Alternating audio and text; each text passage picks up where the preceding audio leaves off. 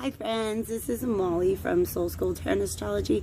I just got done with a walk. I'm kind of taking a break between general readings, and I realized, oh my god, I personally have been looking forward to this Pisces full moon that we have coming up on September 2nd, but I'd almost like totally escaped my mind to go ahead and do the AstroForecast, because you guys might know I have a couple projects that I'm launching on Patreon beginning tomorrow, September 1st, Starseed Collective and Tarot 101.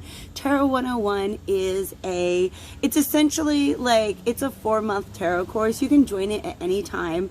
You can join it at 3 different levels depending on how involved you want to get. Do you want to join an internet forum? Do you want to have weekly Zoom meetings? Stuff like that, okay? So definitely check that out. I will make sure that you've got a link down below.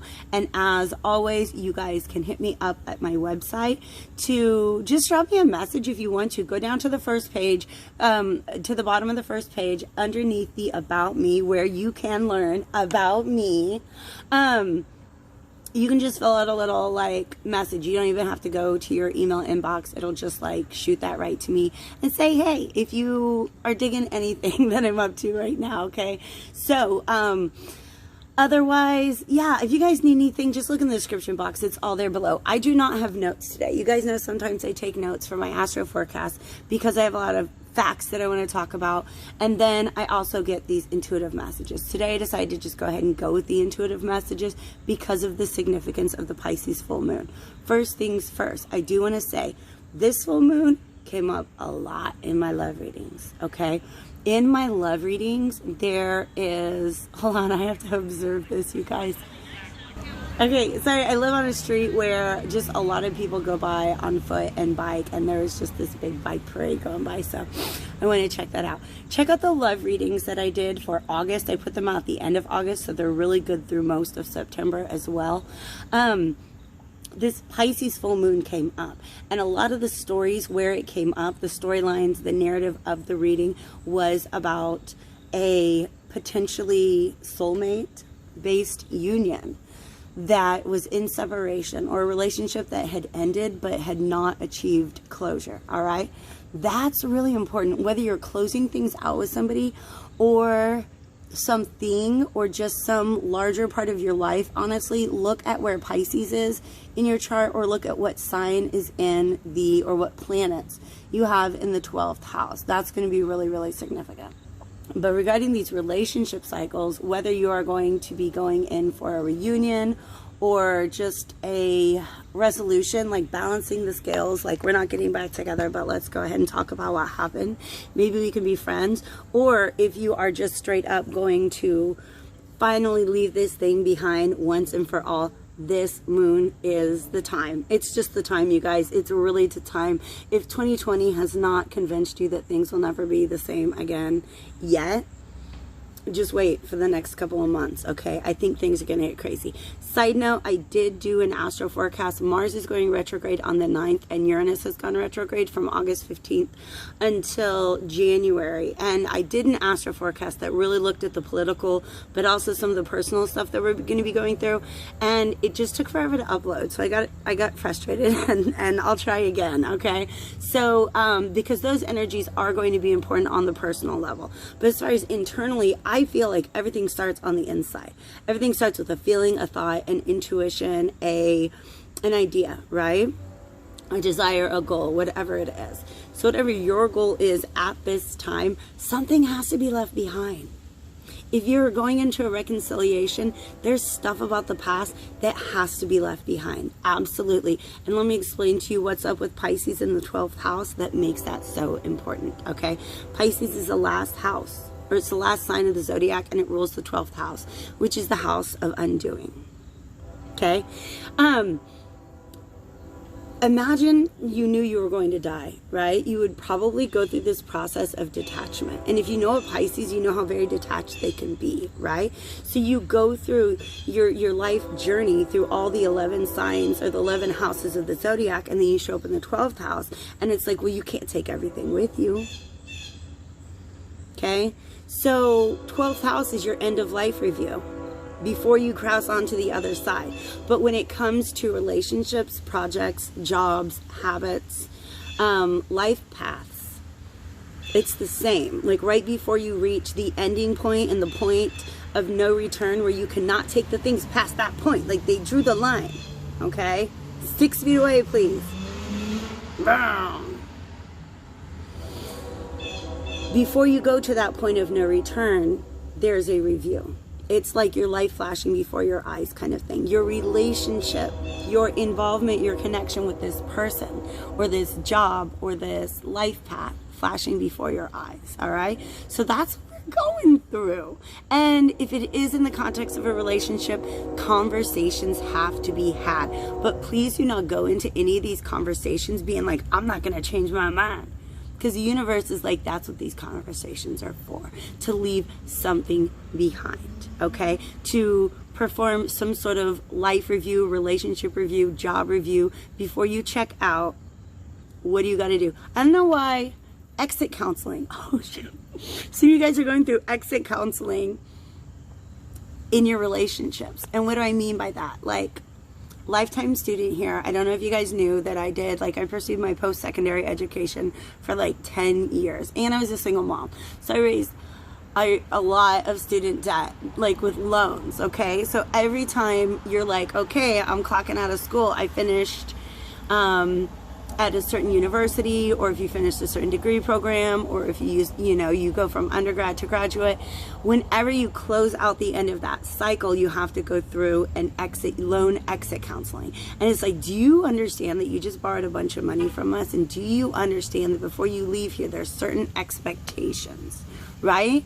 So it's like you guys have to go through like exit counseling on your relationships, life paths, jobs, friendships even. Okay, that's what this moon is all about. Also, you guys know my favorite thing about Pisces energy, is the dreams. I'm serious. The veil gets so thin during a Pisces full moon. That's realness. The veil gets really, really thin.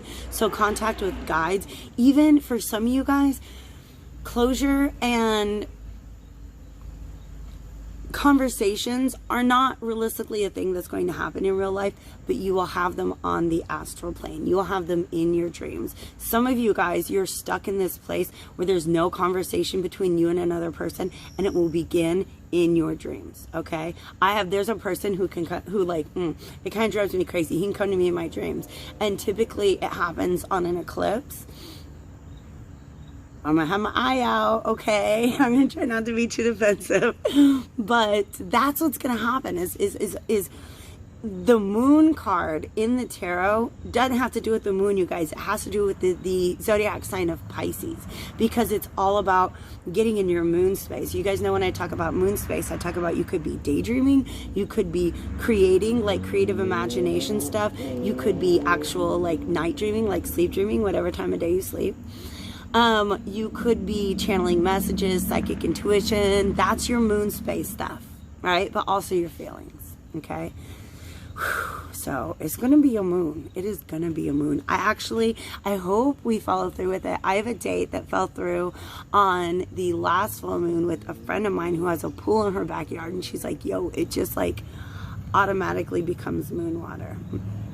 So I mean, bathing in that, right? Just release. And it is a water moon. So you guys, if you're doing full moon release rituals, which release is the best thing to do during a full moon, try to attach it to the element of the sign. So if you have a water moon, try to do a water ritual, like a bath, like a cleansing bath.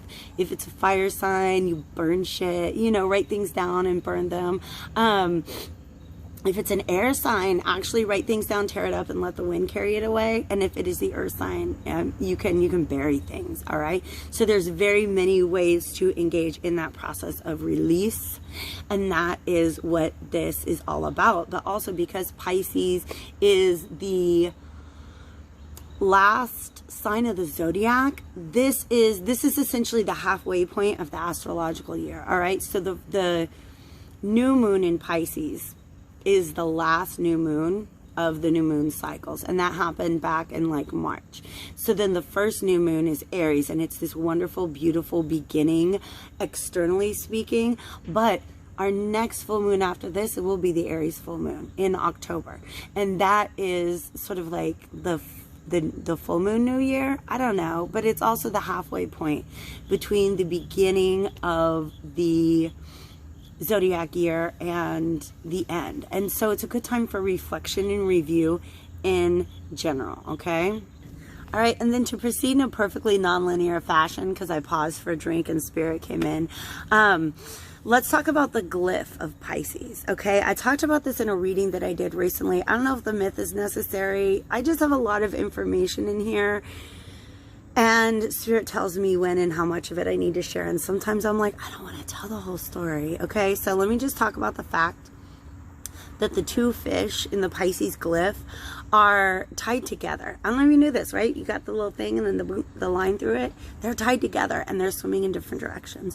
One is swimming towards the mundane, and the mundane is like the 3D, the real world, the practical, paying bills and you know, getting paid and stuff like that. Whereas the other fish wants to go towards the spiritual. Like the other fish is like ready. It has done his life review and is like, I'm ready for the other side. Let me through the veil, okay? So that is symbolic for some of you guys. It came up in my Aries extended reading that I just did this afternoon. I don't even think it's posted. It'll be posted by the time you see this. Is about this relationship that could potentially reconcile, but the bottom line is like one person has become very spiritual and the other person, while they've changed and grown and evolved, they're still very earthbound. So there has to be a conversation about whether or not two people are swimming in the same direction or if they want to go in different directions. Okay, and just cut that cord and let that happen. But don't cut cords without having like closure in some way.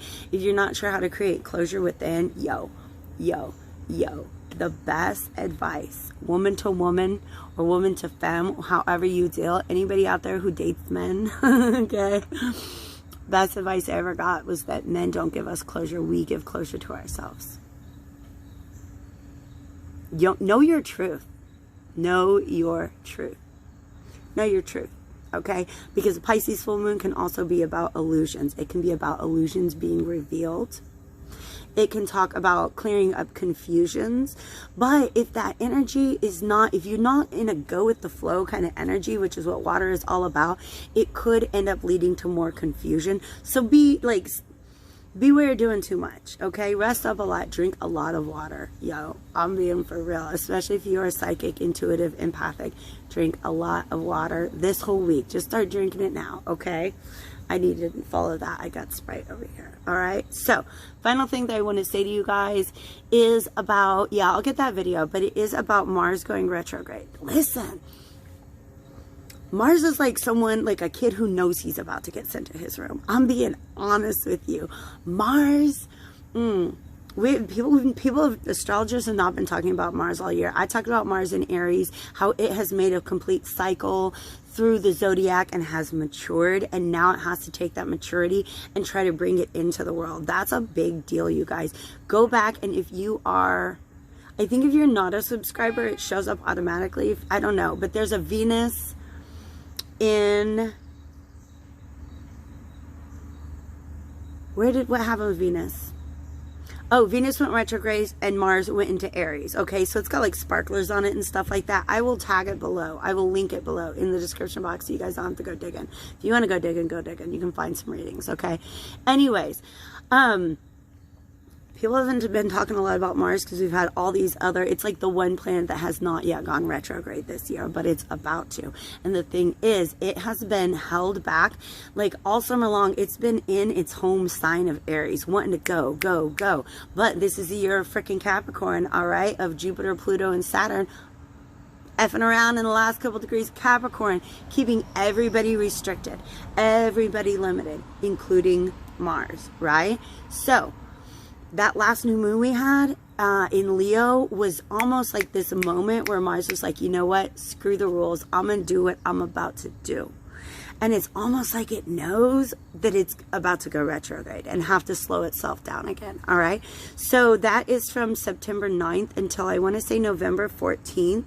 And that is going to make us want to review any past efforts, any ways in which anger or frustration have gotten in the way of our past efforts, And yeah, anything else that we need to get rid of, because listen, y'all, Jupiter and Saturn are going, I think Jupiter is doing it in September, like on the 12th, and Saturn might not until October, but they're about to go direct.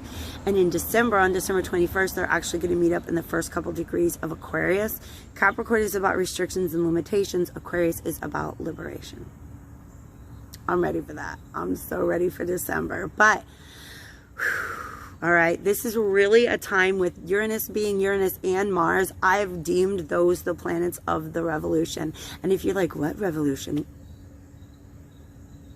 I can't explain to you guys that the world is changing, that America is changing, that lines have been crossed, and they will continue to be crossed. Things are going to get weird, you guys. The reference that I got, because it's not just our Uranus direct, it's America's Uranus direct, and Mother Julius Caesar showed up in that reading. Okay, so I'm going to get that up there for you guys. But on a personal level, what have you been rebelling against?